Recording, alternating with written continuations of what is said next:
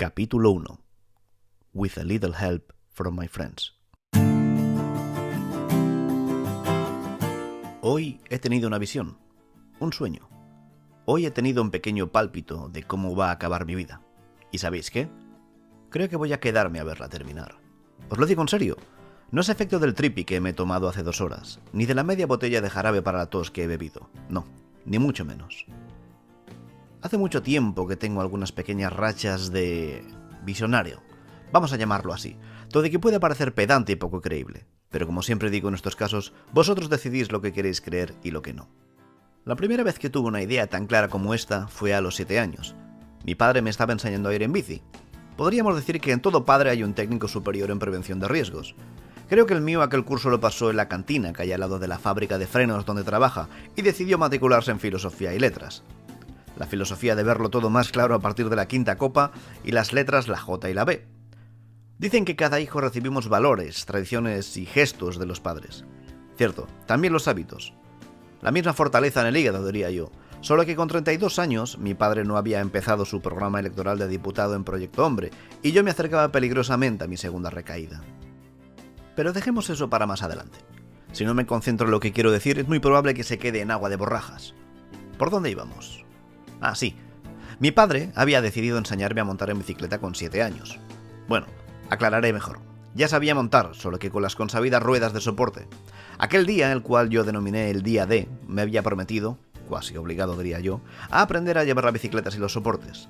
Era un día tranquilo de verano, vacaciones de agosto, con las asignaturas pendientes de aprobar en septiembre, pero tranquilo.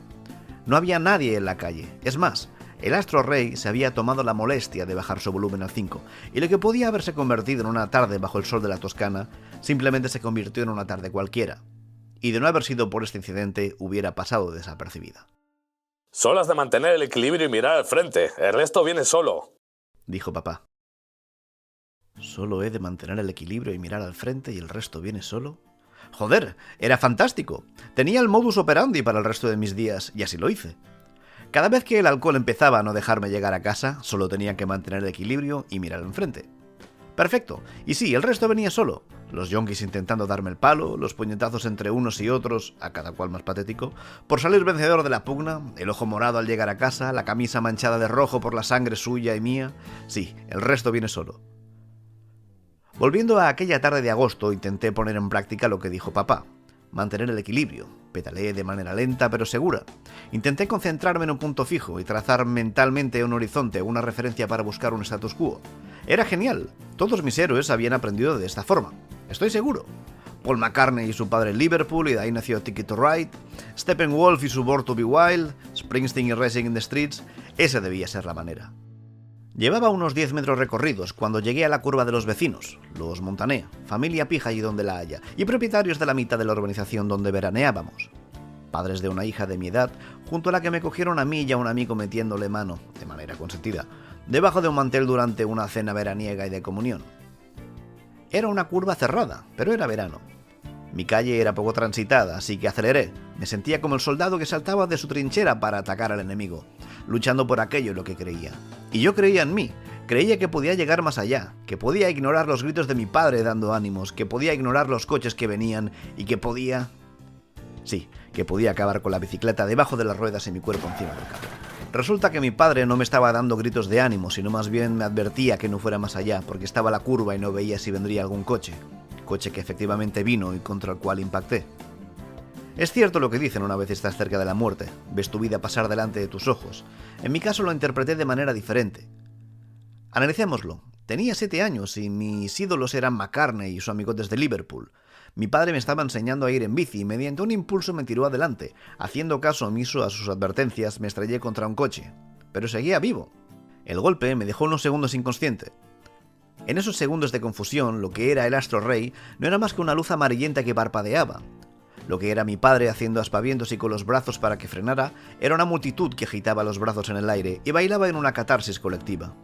La bicicleta que estaba destrozada era un bajo Fender Precision blanco con el mástil roto. Y lo que era el vehículo con la luna delantera destrozada eran 2 tíos a los que no veía la cara. Estaba en modo anónimo, no lo reconocía, pero tenía la sensación de haber estado allí antes. Tumbado en el suelo de aquel escenario, tomé unos segundos para observar lo que había alrededor. Sudor, ruido y un jodido groove que era tremendo, pero no sabía cómo interpretar. Segundos más tarde, todo empezó a desvanecerse, como cuando el efecto de una droga va perdiendo fuelle. Estaba de nuevo encima del capó, observando el incidente en cuestión. Mi padre llegó al coche y me cogió. El pobre conductor intentaba reponerse del susto. El hombre ni siquiera iba a 10 por hora y un niñato saltaba por encima de su auto. Los dos hombres intentaron formalizar un arreglo para los desperfectos, pese a que el conductor no volvería a coger un vehículo en mucho tiempo. Mi primer causa y efecto, supongo. La tarde terminó en el ambulatorio más cercano, con 2 puntos en la cabeza, un helado de vainilla y la firme promesa de averiguar qué coño era aquello que había visto en mi delirium tremens. ¿Aquella fue mi primera visión? No me gustaría llamarlo así, digámosle percepción de lo seguro. Fue mi primera percepción de lo seguro. Sí, suena mejor. Sentía que algo iba a pasar, solo que no sabía cuándo. Joder, perdonad, se nota que soy cantante. Llevo varias páginas hablando de mí y ni siquiera me he presentado. Me llamo Mario Márquez, soy bajista y cantante de un grupo de pop rock llamado Sweet Kiss. Sé que el nombre os parecerá un poco hortera, pero después de tomarnos varias anfetas con ese nombre y sentir el efecto de su suave beso, decidimos bautizar al grupo así. Podría decirse que somos un grupo al uso, un grupo normal. Tenemos nuestras mierdas internas, pero ¿quién no? Somos una pequeña familia. El resto del grupo lo forman California Martínez a la batería y el Flaco Pérez a la guitarra. El Flaco Pérez era un consagrado músico en la ciudad. Había tocado en numerosas bandas y disfrutaba de un pequeño renombre como músico de sesión. Nos conocimos, como no, en los lavabos de la discoteca Sidecar. Él estaba teniendo una acalorada discusión con un guiri el cual argumentaba que Fleetwood Mac molaba más con la última formación, es decir, con Stevie Nicks a la voz, Lindsey Buckingham y Christy McVie. El Flaco era un jodido enfermo del blues. Ergo defendía la postura de que con Peter Green el grupo era realmente la esencia del grupo, lo cual no se parecía a una mierda a lo que fue al final. Un grupo soso, según él, con altas pretensiones comerciales y olvidando por completo el respeto hacia el blues. El Flaco y yo hemos llegado incluso a las manos en este punto. ¿Qué coño pinta un tipo como él en una banda como la nuestra, con 2 números 1 en las radios con altas dosis de pop comercial? Acostumbraba a cabrearse tanto cuando algo era tan evidente que la única manera de poder salir de aquello era a golpes. Pero volvamos a la noche donde le conocí. Nuestro bluesman estaba a punto de golpear a la cara al pobre inglés que amablemente intentaba convencerle de su postura.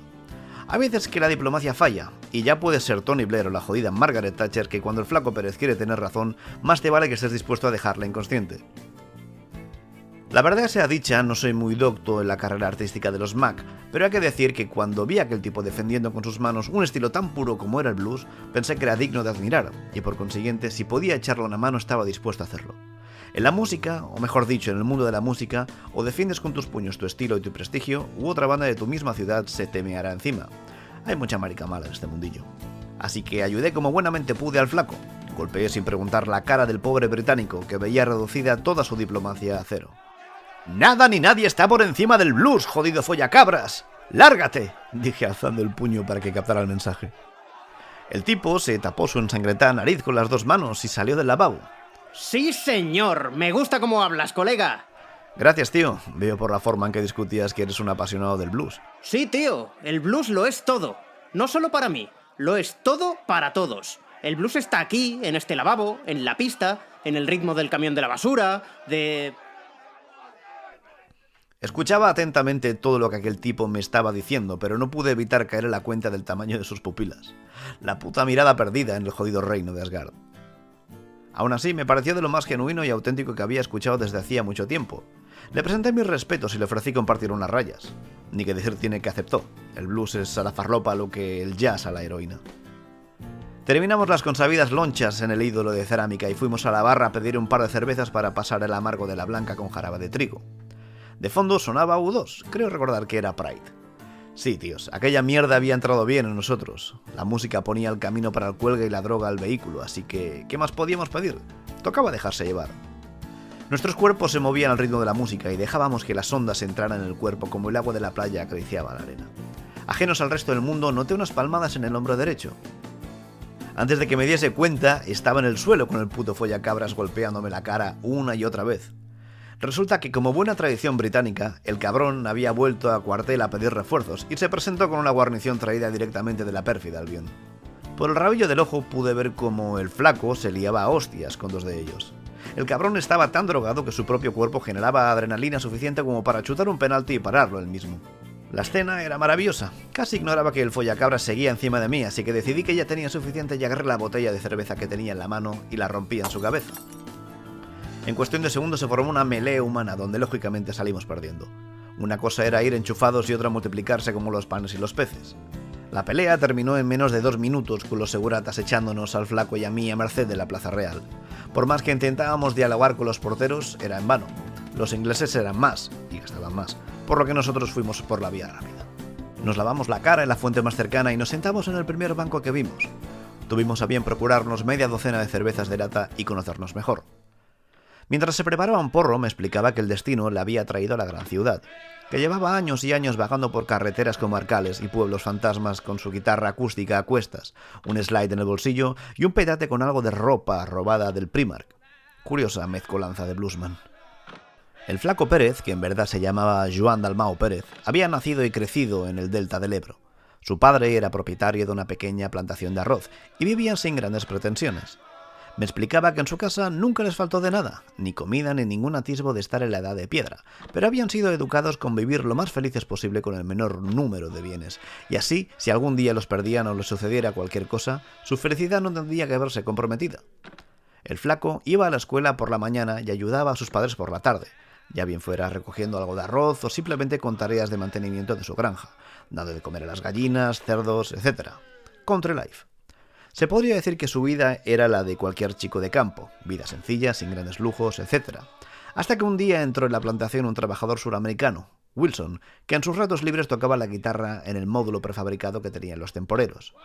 Una tarde, cuando el flaco venía de pelársela de entre los arrozales, escuchó un ruido que venía de dentro de la casa y se encontró con Wilson rascando una vieja guitarra española y cantando viejas canciones tradicionales. Sintió fascinación al momento y tardó varios días en pedirle que le enseñara a tocar la guitarra. Los dos acordaron un pequeño contrato. El flaco le proporcionaba a Wilson tanto vino como quisiera y a cambio él le daría lecciones. Tenía 8 años cuando empezó su entrenamiento Jedi, y en menos de 2 ya sabía prácticamente cualquier canción tradicional suramericana. Cabe mencionar que su curso en Guerrero Jedi de las 6 cuerdas tuvo que verse finalizado antes de hora debido al continuo estado alcoholizado del maestro. Imaginaos, vuestro padre es propietario de una plantación de arroz, una granja y una pequeña bodega y dispones de cuanto vino desees. Es imposible no rendirse a los brazos de Baco. A los 10, ya bien fuera por una pronta pubertad o bien por una necesidad de querer saber más, cualidad que años más tarde le caracterizaría, sentía que no tenía suficiente con aquellas canciones y que necesitaba ampliar su biblioteca musical más allá de Carlos Mejía Godoy y los de Baracagüina, y acordó con su padre una tarde en la gran ciudad para comprarse algo de material auditivo, así como una guitarra acústica. El trato era sencillo. Él aprobaba todas las asignaturas del curso y le ayudaba en la plantación al acabar el curso, y su padre le llevaría a la ciudad a poder efectuar las compras que él quisiera. El flaco, quien también tenía en su carácter el arte del vacileo o el yo más, añadió una combinada a la apuesta. Si superaba una asignatura con un 5, solo se llevaría un disco. Cuanto más alta era la nota, más discos. Cuantas más asignaturas aprobadas a mejor nota, el premio era mayor. El cabrón se montó un algoritmo que sabía que iba a ganar. Fue así como aquel 25 de junio se plantó con su padre en la gran ciudad, con 6 sobresalientes y 2 notables, y la vista en los grandes almacenes. Vaya 2.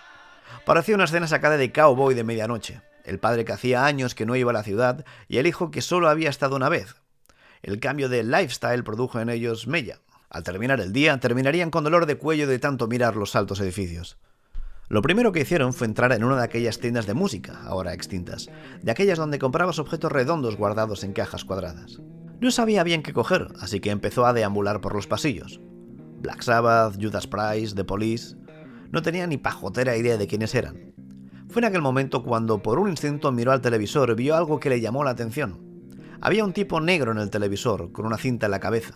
Había una multitud enfrente a él y el tipo movía los dedos por el mástil como un loco. Al terminar la canción el tipo dejó la guitarra en el suelo y le prendió fuego. ¡La hostia! Ese tío estaba volado. El dependiente vio la cara de estupor del crío y le explicó que era Jimi Hendrix. De inmediato le pidió al encargado que le consiguiera material similar y de escucha obligatoria. Fue así como se inició la influencia más notoria del flaco.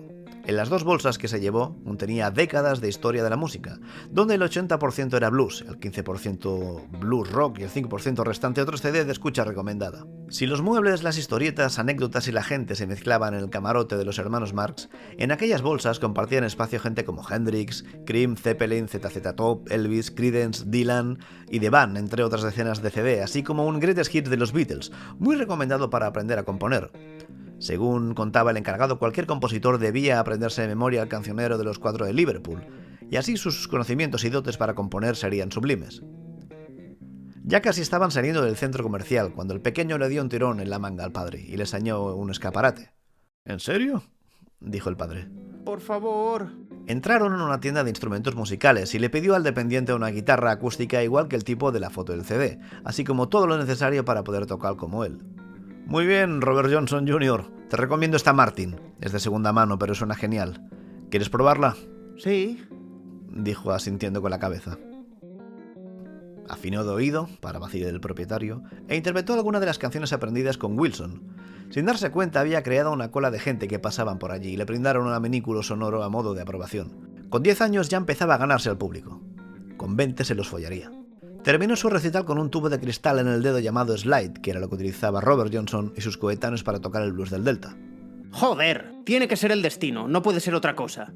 Vivo en una plantación como ellos, toco blues y soy un paleto. Esto le valió un capón del padre. Afinó de oído, para vacío del propietario, e interpretó alguna de las canciones aprendidas con Wilson. Sin darse cuenta, había creado una cola de gente que pasaban por allí y le brindaron un aminículo sonoro a modo de aprobación. Con 10 años ya empezaba a ganarse al público. Con 20 se los follaría. Terminó su recital con un tubo de cristal en el dedo llamado slide, que era lo que utilizaba Robert Johnson y sus coetáneos para tocar el blues del Delta. Fue así como empezó su obsesión con el blues del Delta y todas sus variaciones, y con su consabido estilo de vida. Empezó a leer biografías, ver películas, y con 12 años ya había aprendido todo el cancionero extinto de los grandes bluesman. Es más, el cabrón insistía en vestirse como uno de ellos, lo cual le hizo ser objeto de alguna que otra burla en el colegio del pueblo. Fue aquí donde se ganó la reputación de peleón.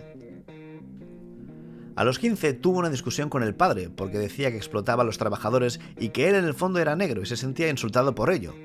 Los propios trabajadores de la plantación no daban crédito a lo que escuchaban, ni ellos ni el padre.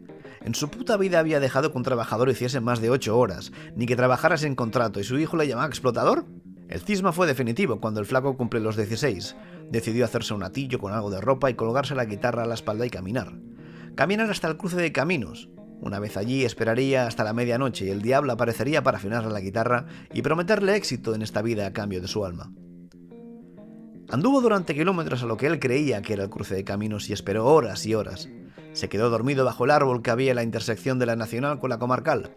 Fue entonces cuando a eso de la medianoche vio 2 luces acercarse lentamente por la carretera. Una gota de sudor le recorría la nuca y se levantó muy lentamente. El vehículo se detuvo a escasos metros, deslumbrándole con los faros, hasta que escuchó una voz. Hola, Hola, ¿llevas mucho rato aquí? desde las 5 de la tarde, pero la espera ha valido la pena. ¿Cómo te llamas? Joan Dalmau, pero todos me llaman Flaco Pérez. La voz se acercaba cada vez más y dejó entrever a un hombre vestido de azul. Muy bien. ¿Y qué haces aquí? Estoy esperando al diablo.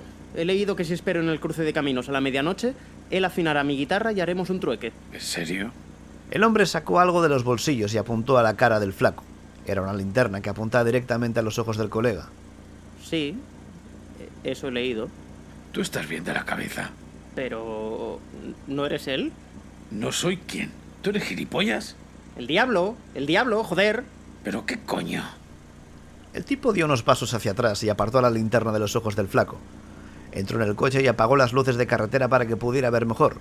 Una vez se hubo acostumbrado a la oscuridad y gracias a la luna llena descubrió que no se trataba del diablo, sino de un policía que estaba de patrulla buscando al hijo de los Dalmau que había desaparecido el día anterior. ¿Tú eres Joan? No, soy el Flaco Pérez. Y dale, a ver, enséñame tu DNI. ¡Que te jodan, fascista! Sin darse cuenta, el agente lo inmovilizó, le puso las esposas y le apoyó la cara contra el capó del coche. Su primera detención, como sus héroes. Central, aquí 224, ¿me reciben? No, por favor. Chaval, deja de tocar los huevos, te vas a venir conmigo y te voy a llevar a casa de tus padres. No, por favor, no puedo volver allí. No me entienden, me odian, me están reprimiendo. Déjeme, por favor, haré lo que sea, lo que sea. Hay 3 palabras que definen el estado de desesperación de una persona. Lo que sea. Y hay 3 palabras que cuando uno las escucha, ve satisfecha una parte de su necesidad, de su lado primario, su lado oculto. Lo que sea. Lo que sea. Por favor. Sí. Fue así como el flaco tuvo su primer encontronazo con el sexo masculino y se vio con la cara clavada a la ventanilla mientras el agente le martilleaba el trasero a 100 BPM. Los gemidos de placer de la gente a 224 y los aullidos de dolor de un primerizo flaco se mezclaban como la cola y el ron de un cubata. Cuando el policía terminó de vaciar su cantimplora en el condón, obviamente para no dejar pruebas ni poder ser acusado de chantaje, se subió a la cremallera y acompañó a su víctima a la estación de tren más cercana. Le dio 20 euros para el billete y lo que pudiera necesitar y le dijo que no volviera allí nunca, que aquello era un pueblo de gente decente y no de maricones viciosos. El flaco aceptó el dinero y se juró a sí mismo que nunca más se dejaría dar por el culo, y mucho menos por dinero, al menos durante un tiempo. La madrugada le llevó a coger un tren con destino a Barcelona. Cuando este puso el pie, la ciudad ya lo estaba recibiendo con los brazos abiertos. Mientras éste le rodeaba con un brazo, con el otro le robaba la cartera. Apartó la vista de los chaperos de la estación de Sants y se encarriló a la calle sin saber bien a dónde ir. Era bien entrada la noche y solo se quedaban 2 euros de los 20 que el folla autostopistas le dio. Decidió poner en práctica su lifestyle de bluesman del Delta y dormir entre cartones y vagabundos. No tardó en liarse a puñetazos con 2 mendigos que reclamaban su reino del cartón y su correspondiente diezmo. La mañana le acarició la cara como el agua fresca en un día de resaca. Malhumorado y desorientado, tardó en hacerse amigo del asfalto de esa nueva ciudad. ¿Qué proponía hacer con su vida? ¿Quería errar el resto de sus días como un paria por Barcelona o quería vivir el sueño de ser músico? De ser así, ¿qué clase de músico quería ser? Poniendo en orden sus preferencias y los pasos a seguir, se coló en el metro de Plaza España y sacó a Doris de su funda. Empezó con un repertorio extenso de canciones típicas de Sudamérica, pero en una hora solo consiguió 20 céntimos y la desaprobación de los pasajeros. Eran las 8 de la mañana. Entendió que la gente iba a trabajar y que estaban hasta los cojones de los soplaneulas que interpretaban una y otra vez El Cóndor pasa, Titanic y El último mohicano con la reverb al máximo, intentando regalar notas de dramatismo allí donde no las había. Ellos necesitaban su propio himno, una canción de y para currantes, así que Robert Johnson era idóneo para aquellas horas. Empezó con Sweet Home Chicago y Terraplane Blues. La gente que pasaba aprobaba con la cabeza aquella elección y no tardó en recibir sus primeros euros. La jornada terminó con 20 euros, 2 peticiones de maqueta y un aviso de los seguratas del metro diciendo que si no tenía carnet de músico del metro no podía estar allí. Ah, la grande Babilón. Puedes probar un poco de la leche de la gran teta, pero enseguida te recuerda que debes seguir sus pasos de baile o te echan a patadas. Terminó el día durmiendo en otro parque y repitió la rutina de las estaciones durante un mes, hasta que hubo recaudado 200 euros y una seria infección de piojos. Invirtió 10 en un corte de pelo al cero y 100 euros en un estudio casero para grabar tantas canciones como pudiera. Bien podría haber cogido un albergue o una habitación, pero decidió recordar el viejo lema de los Dalmau: vive sencillo para cuando lo necesites, no te vengas abajo. Repartió la maqueta en varios locales y consiguió varias fechas semanales donde poder labrarse una reputación de músico y ganarse un sueldo de manera fija. Meses después, entabló amistad con otro guitarrista y compartió habitación en un destartalado piso del Raval. Allí practicaba horas y horas tanto repertorio como le era posible, aunque siempre fue esquivo a todo lo que no fuera a improvisar. También descubrió sus primeras limitaciones. Debía tomar clases de guitarra si quería avanzar, pero aquello requería dinero extra. Dinero que no ganaba en las jams y que solo podía conseguir con un trabajo corriente. Dado que venía de una familia de trabajadores, no le costó adaptarse al ritmo de una fábrica y poder permitirse esas clases. Y así pasaron los primeros años para él, formando y deshaciendo grupos de música, aprendiendo y olvidando de gente, grabando maquetas a precios irrisorios y recordando todo el mundo su nombre. Flaco Pérez lead guitar, Flaco Pérez guitarra rítmica, Flaco Pérez slide guitar. Quería que todo el mundo oyera hablar de él y de esta manera poder participar en algún disco con algún músico reputado. Consiguió tocar durante unos cuantos conciertos con Santiago Auserón, alias Juan Perro, y aunque no era su marca de vodka, Santiago se portó como un auténtico cicerón y le enseñó cuánto creía que debería saber del negocio, de quién fiarse y quién no, cómo hacer un business y cómo no. Los años y el hastío de no saber cómo enfocar su carrera le llevaron inevitablemente a caer en el vicio, y la noche de Barcelona lo cogió como la llama al papel de plata.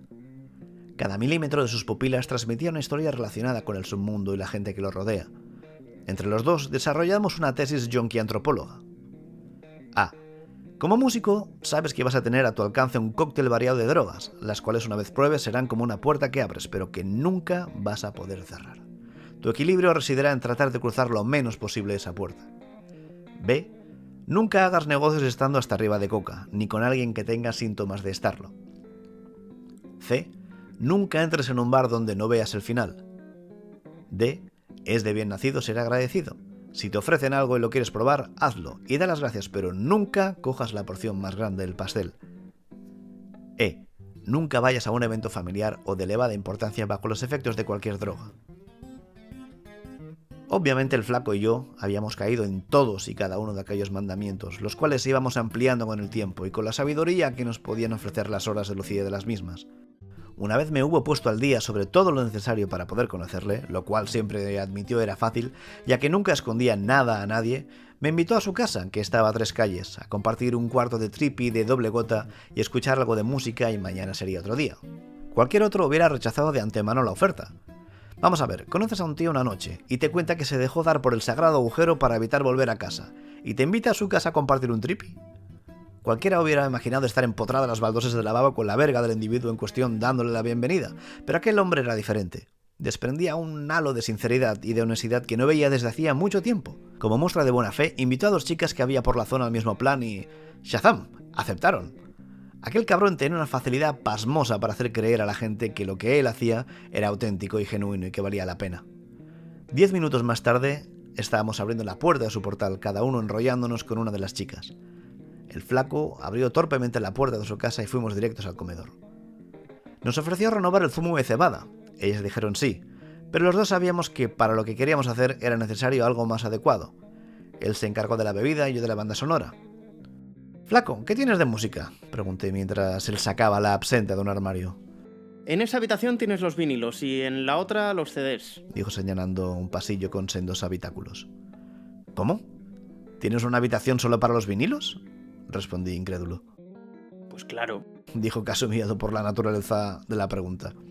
Cuando entré en la habitación casi me caigo al suelo por culpa de una montaña de vinilos de la Stax. La madre que lo parió. En aquella habitación había décadas de historia de la música. Janis Joplin, Guns N' Roses, Pink Floyd.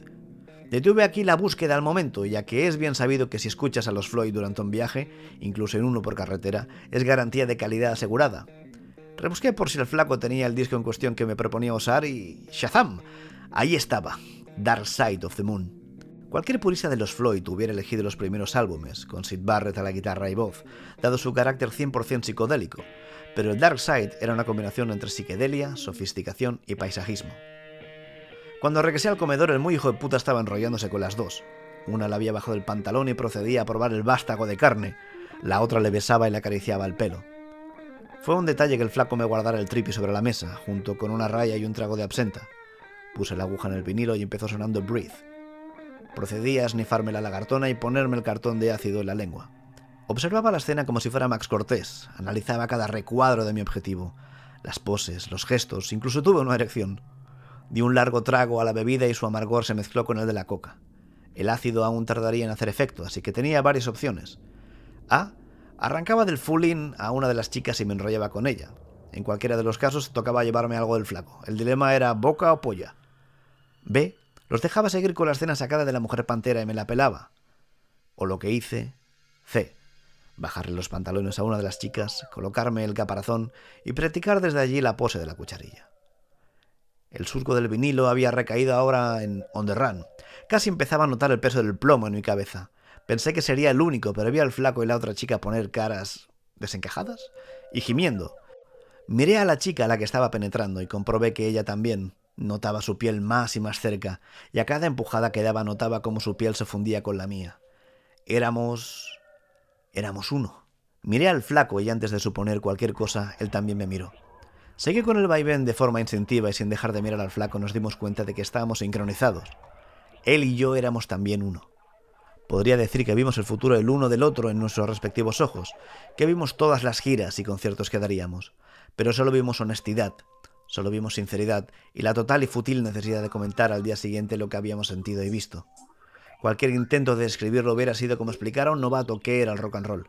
Si necesitas que te lo expliquen, es que no lo vas a entender, muchacho. Pasado un rato, el flaco se levantó y me separó de la chica a la que los dos estábamos enculando. De nuevo, cualquier otro hubiera creído que allí terminaría todo lo heterosexual de la noche, pero me llevó como un padre lleva al hijo a la cama y me acercó a la otra chica. Compartí con ella media raya que había en la mesa. y brindamos con otro trago de absenta. Intenté conectar con la chica a través de sus ojos, pero los dos nos dimos cuenta de que no era necesario. No necesitábamos conocernos más. Volvimos a sentirnos como si fuéramos uno, y mientras ella se rozaba con mi cuerpo me corrí dentro del condón. Noté como todos y cada uno de los espermas salían de mí como fuegos artificiales del 4 de julio, y cada exhalación que ella me ofrecía una brisa de aire fresco en la montaña. Nos quedamos recostados el uno al lado del otro, observando al flaco y a la chica con la que había estado fundirse también en uno. Pudimos llegar a observar cómo sus cuerpos se encendían cual hierro candente y pudimos entender. Aquella era la palabra. Les entendimos a ellos, entendimos por qué había actuado así. Y fue de esta manera como en una ceremonia de iniciación al ácido digna de Timothy Leary, vimos el gran sol aparecer por el horizonte para acariciarnos con sus brazos y ofrecernos más verdad aquella noche. Mientras el trippy daba los últimos coletazos, el flaco se levantaba para cambiar la música y nos ofreció algo de los Beatles. Compartió la primera cara del White Album con nosotros y disfrutábamos viendo los cuadros de la pared burlarse de nosotros. Joder, hasta el grito de Munch nos parecía un tipo de puta madre. Nos dejamos llevar un rato más hasta que decidimos ver a través de los párpados. Observábamos cómo las venas de nuestros ojos transportaban todos y cada uno de los glóbulos rojos de nuestro cuerpo. Horas después nos zambullíamos todos en un hermoso sueño, con los Beatles cantándonos y con Gibson Les Paul que crecían en el campo. Para cuando el flaco y yo nos despertamos de manera definitiva, las chicas se habían ido, ni que decir tiene que se habían llevado con ellas la poca coca que había quedado. Joder, colega, menudo viaje, dijo el flaco, quitándose las lecañas con la mano. Ya te digo. ¿Quién coño te pasó esa mierda? Respondí caminando a la cocina en busca de un vaso de agua. La cocino yo mismo, hermano. Si tuviera que fiarme de la mierda que se pasa hoy en día en la calle, no estaría vivo. ¿También cocinas yello? No, coño, solo ácido. No soy un jodido cártel. Es todo para uso experimental y para consumo propio. Lo utilizo para entender bien la música y poder comunicarme. Cuando quiero algo un poco más fuerte, cojo alguno de los cartones que tengo y los vendo a un camello de confianza y a cambio me da algunos gramos. Sé que no es de primera, pero al menos no tengo que pagar por ella. Buen negocio. ¿Qué hora es, por cierto? Me eché el trago de agua fría casi de un tirón. Las 2:30. Tengo una leona en el estómago. ¿Bajamos al bar a comer algo? Dijo mientras se ponía una camiseta. Claro, ¿conoces algún sitio decente? Sígueme. Bajamos a la calle con la ropa de la noche anterior y la luz del día nos golpeó la cara como una bofetada. Por más que nos vistiéramos con las gafas de rock, era inevitable cerrar los ojos. Si a esto le añadimos que el efecto del ácido aún daba algún que otro coletazo y nuestro centro de gravedad aún no había alcanzado su estado de funcionamiento estándar, escorábamos nuestros cuerpos de un lado a otro de la calle como borrachos de éter. Entramos en un garito sencillo, alias Bar Loli, y el flaco saludó con efusividad a la dueña. Te presento a Manuela. Nadie cocina mejor que ella en esta zona. Encantado, dije dando 2 besos a la mujer. Debería tener unos 50 años y era la típica madre bonachona que nos trataba a todos los jóvenes que venían como sus hijos. No la conocía de nada, pero desde el primer momento me entraron ganas de abrazarla. Mientras comíamos, el flaco me explicaba que cuando llegó a la ciudad casi no tenía dónde comer y siempre rebuscaba en la basura hasta que Manuela le dijo que dejara de hacer eso y que se sentara a comer como las personas. Le ofreció comida y cena cada día si el flaco se encargaba de abrir, limpiar y hacer todo el trabajo sucio del bar por ella, ya que empezaba a tener unos dolores importantes en la espalda. Sin dudarlo, él aceptó, y desde entonces entablaron buena amistad. Incluso cuando el flaco se labró su pequeña reputación de músico de estudio, siguió yendo a comer al bar siempre que le era posible y ayudaba a Manuela a limpiar el bar. Si hay algo que tiene el flaco, es que le gusta gustar a la gente. Le gusta dar la oportunidad a todo el mundo de dar su opinión. Aún así, cuando no se la piden, siempre la escucha educadamente. Si alguien venía a vender a su casa, siempre le abría la puerta y le ofrecía un vaso de agua. Las tornas cambiaron con el tiempo y fue Manuela la que estuvo en deuda con el flaco.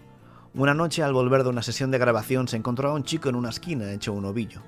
En el suelo había una jeringa y el joven ni siquiera estaba consciente. Sabía que si se quedaba 10 minutos más allí, sería presa de la fauna del Raval y no duraría demasiado. Comprobó que ya le habían robado el dinero y solo encontró su DNI en la cartera. Por el nombre y el apellido no supo quién era hasta que vio el domicilio y el nombre de su madre. Resultó ser el hijo de Manuela. Llevaba algún tiempo enganchado a la heroína y era de los pocos que habían sobrevivido. Incluiremos el hecho de vivir, por decir algo. La madre lo ingresó en Proyecto Hombre en cuanto le fue posible y logró salir con el tiempo. Ahora trabaja en la lonja del pescado y lo último que se supo de él, según le contó Manuela, fue que había encontrado una chica a la que querer y estaba esperando un hijo. Algunos cabrones tenían un final feliz, otros tienen un final en el patio de los Callaos. Engullimos con avidez la escudella que había en el menú y que ciertamente hubiera resucitado un muerto. Nos lo tomamos con calma con el entrecot. Aderezamos todo con vino de la casa y empezamos a hablar con el café. Nos dimos cuenta de que habíamos pedido exactamente lo mismo y que empezamos a hablar a la vez. Si bien hay un poco de verdad en toda la filosofía del yonki, era esta. Quien sincroniza con alguien una noche permanece así por mucho tiempo. Solo es cuestión de ir engrasando la maquinaria. Por cierto, muy buena elección ayer con el Dark Side, dijo el flaco mientras removía el café. Gracias, es uno de mis discos favoritos. Pertenece a la Santísima Trinidad de los Floyd. ¿Trinidad? Dijo arqueando las cejas. Sí, joder, el sagrado triunvirato de los Floyd. Toda su discografía es necesaria para cualquier músico que quiera dedicarse a esto, pero hay 3 discos que son vitales para entender su legado. Dark Side of the Moon, Wish You Were Here y Animals. El resto es genial, pero fue lo más genuino y sincero que hicieron los 4 antes de empezar su tour por Villa Demanda. ¡Qué cabrón! Nunca lo hubiera dicho mejor. Por cierto, ¿viste las Gibson en el sueño o solo fue cosa mía? Joder, claro que las vi. Hubiera deseado quedarme allí por mucho tiempo, era un lugar jodidamente perfecto. ¡Cierto! A veces uno desearía que hubiera más sitios así. De esta manera es como se conecta con uno mismo y con otros. Mira sino a Robert Plant y Jimmy Page. Se fueron los 4 Zeppelin a una casa apartada en mitad de Gales y compusieron el Led Zeppelin 3 allí. Sin presión, sin nadie. Sus esposas estaban allí también, así que ¿qué más podían pedir? Tienen blues, colegas, mujeres y un renombre. Es el puto paraíso. El flaco y yo empezamos a divagar entre lo humano y lo divino, y nos vino a la memoria algunas frases. Pagamos por los menús a Manuela, aún ella no queriéndonos cobrar, y subimos de nuevo al piso del flaco, y cogimos una libreta y 2 guitarras que tenía él allí. Pusimos en común alguna influencia y cómo nos gustaría que sonara, y sin darnos cuenta se hizo de noche. La luna nos saludó como el amigo que viene a buscarte para que bajes al parque a jugar, y la saludamos con una canción recién terminada llamada There's a Place. En ella hablábamos sobre todo lo que habíamos entendido en el viaje, todos los detalles y matices, todos los sabores que nos desprendía aquella imagen, y lo plasmamos en esa letra. No hablamos del grupo, ni hablamos de qué hacer con esa letra. Simplemente empezamos a andar por la calle, esperando a que el destino volviera a dejar un déjà vu y lo siguiéramos hasta la próxima miga de pan.